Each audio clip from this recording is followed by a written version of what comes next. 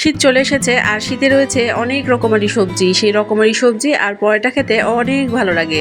আসসালামু আলাইকুম বন্ধুরা, আমি সিরাজুম মনিরা। আজকে আবারও চলে এসেছি আমি নতুন আরেকটি রেসিপি নিয়ে। আজকে দেখাবো কিভাবে ক্যারামেল পরোটা বানাবেন। আর মিক্সড সবজি রান্না তো কম বেশি সবাই পারেন।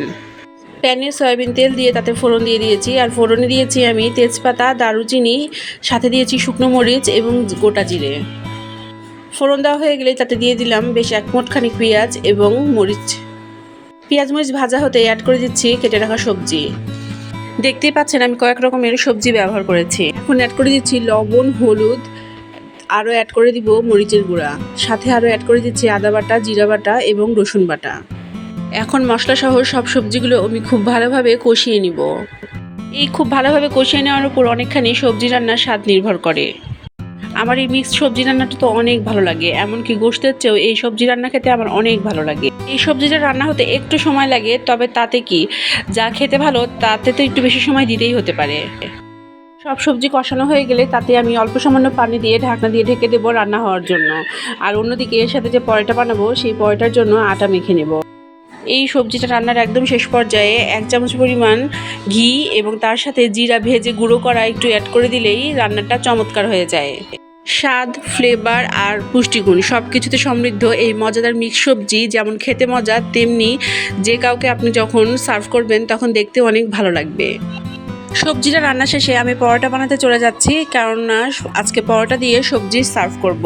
পরোটা বানানোর জন্য আমি নিয়ে নিয়েছি ময়দা, তার সাথে দিয়ে দিলাম অল্প সামান্য তেল এবং হালকা গরম পানি দিয়ে একটু ডো মাখিয়ে নিয়েছি। দেখতে পেয়েছেন একটা রুটি বেলেছি, তাতে অল্প সামান্য তেল এবং একটু আটা ছড়িয়ে দিলাম। আর এখন আমি একটুখানি চিনি ছড়িয়ে দিয়ে এটা গোল করে ভাঁজ করে নিব।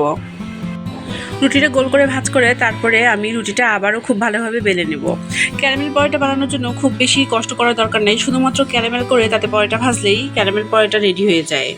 পরোটাটা বেলা হয়ে গেলে তারপরে আমি তাওয়া গরম করে রেখেছি, তাতে পরোটার 2 পিঠ প্রথমেই খুব ভালোভাবে সেঁকে নেব।